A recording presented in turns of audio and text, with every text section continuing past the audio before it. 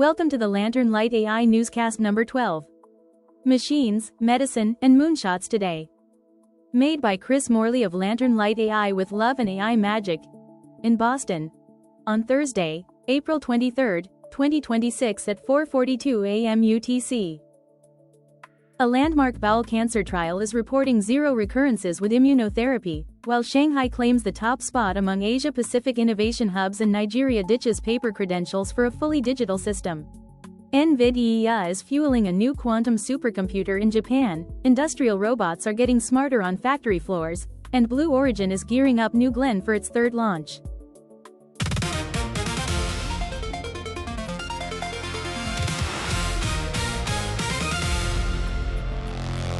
First up, cancer cures, immunotherapy precision oncology news from around the world.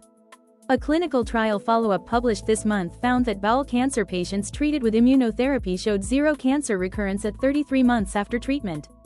None of the participants experienced a return of their cancer, including those who still had small amounts of the disease remaining after the initial course. Separately, researchers described a landmark case in which late-stage breast cancer was eliminated using immunotherapy, with oncologists at Cancer Research UK saying the immune system can be stimulated to fight cancers that have spread to multiple parts of the body. Scientists cautioned that while results are promising, these approaches are still advancing through clinical evaluation.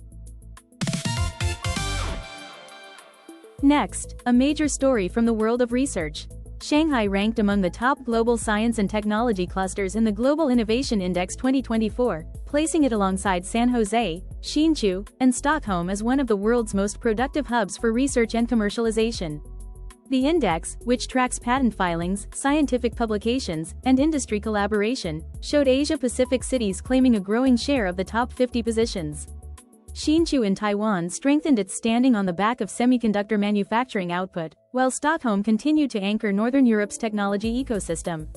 The rankings are used by governments and investors to guide funding decisions and research partnerships across borders.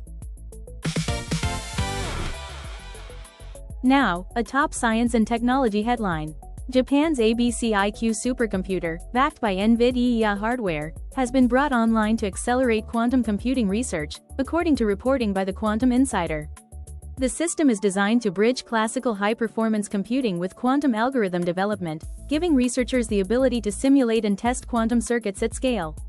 On the software side, open-source frameworks including IBM's Qiskit, Google's Cirq, and Xanadu's Penny Lane continue to expand their toolkits, making it easier for developers worldwide to write and optimize quantum algorithms.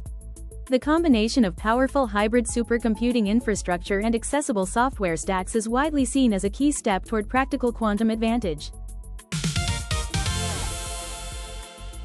Coming up, the latest in industrial collaborative robots. Global manufacturers are accelerating the deployment of industrial and collaborative robots across warehouses, food production, and medical equipment facilities as automation demand continues to grow in 2026.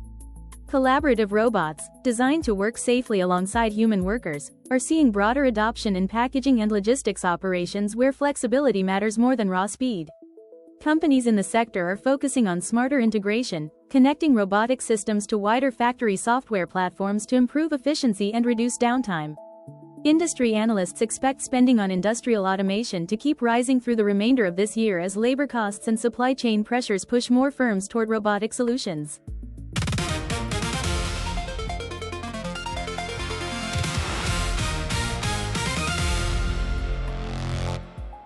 After that, one more story from the lab and the field. Blue Origin is planning to launch its third New Glenn rocket from Cape Canaveral, with a 2-hour window opening at 6 minutes 45 seconds in the morning Eastern Time. The mission will carry AST SpaceMobile's Bluebird satellites as part of the growing effort to build a space-based cellular broadband network.